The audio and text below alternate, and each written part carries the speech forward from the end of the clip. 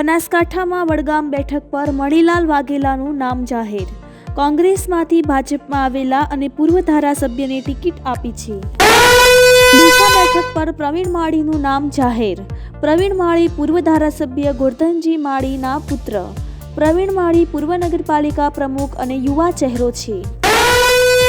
થરાદ બેઠક પર પૂર્વ મંત્રી શંકર ચૌધરીનું નામ જાહેર. શંકર ચૌધરીને વાવથી બેઠક બદલી થરાદ સીટ પર ટિકિટ આપી છે. કાંકરેજ બેઠક પર રાજ્યકક્ષાના મંત્રી કીર્તિસિંહ વાઘેલાને રિપીટ કરાયા. પાલનપુર બેઠક પરથી અનિકેત ઠાકરનું નામ જાહેર. સંઘના ચુસ્ત કાર્યકર અનિકેત ઠાકર લડશે ચૂંટણી. જિલ્લામાં બ્રાહ્મણમાં શશિકાંત પંડ્યાની ટિકિટ કાપી નવો ચહેરો મૂક્યો. દિયોદર બેઠક પર પૂર્વ મંત્રી કેસાજી ચૌહાણનું નામ જાહેર. કેસાજી ચૌહાણ ગત ચૂંટણીમાં હાર્યા હતા, ફરી એ જ બેઠક પર ટિકિટ આપી છે. ધાનેરા બેઠક પર ભગવાનદાસ પટેલનું નામ જાહેર. ધાનેરા બેઠક પર નવો ચહેરો અને પૂર્વ માર્કેટયાર્ડ ચેરમેનને ટિકિટ આપી છે. ભગવાન પટેલ અગાઉ રાયડા કૌભાંડમાં નામ સંડોવાયેલ છે. વાવ વિધાનસભાની બેઠક ઉપર સ્વરૂપજી ઠાકોરને ટિકિટ. સ્વરૂપજી ઠાકોર સેનાના આગેવાન.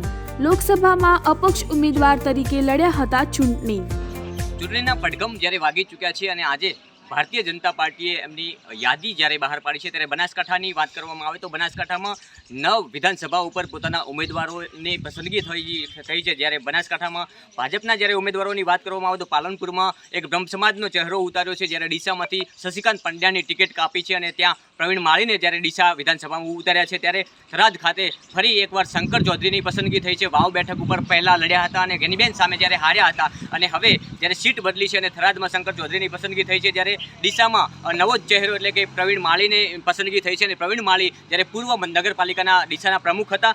વડગામ તાલુકામાં મણિભાઈ વાઘેલાની પસંદગી થઈ છે, પૂર્વ ધારાસભ્ય રહી ચૂક્યા છે અને કોંગ્રેસમાંથી ભાજપમાં જોડાયા હતા. ત્યારબાદ એમની આજે વડગામ તાલુકામાં એમની વિધાનસભામાં ભાજપે જ્યારે પસંદગી કરી છે અને કાંકરેજમાં કીર્તિસિંહ વાઘેલાને ફરી એકવાર પસંદગી કરી છે. પૂર્વ મંત્રી, શિક્ષણ મંત્રી હતા અને ગઈ ટર્મમાં પોતે જીત્યા હતા અને ફરી એકવાર એમની પસંદગી થઈ છે. ત્યારે દિયોદરમાં કેસાજીની પસંદગી કરવામાં આવી છે ભાજપ દ્વારા અને જે રીતે કેસાજી પૂર્વ મંત્રી હતા અને આ વિસ્તારના 2 ટર્મથી બનાસકાંઠા જિલ્લાના પ્રમુખ રહી ચૂક્યા છે અને ફરી એકવાર પાર્ટીએ પસંદગી કરી છે અને કેસાજી ચૌહાણને ઉતાર્યા છે મેદાનમાં. ત્યારે દાંતા તાલુકામાં લઘુભાઈ બારગીને ઉતાર્યા છે. એટલે કહી શકાય કે બનાસકાંઠામાં તમામ એટલે ધાનેરામાં ભગવાનભાઈ ચૌધરી પૂર્વ જ્યારે માર્કેટયાર્ડના ચેરમેન એટલે નવો જ ચહેરો ઉતાર્યો છે. એટલે કહી શકાય બનાસકાંઠાની તમામ 9 બેઠક ઉપર ભાજપે પોતાની પસંદગીના ઉમેદવારો ઉતાર્યા છે, પરંતુ હવે આવનારો સમય બતાવશે કે કોણ મારી જાય છે બાજી.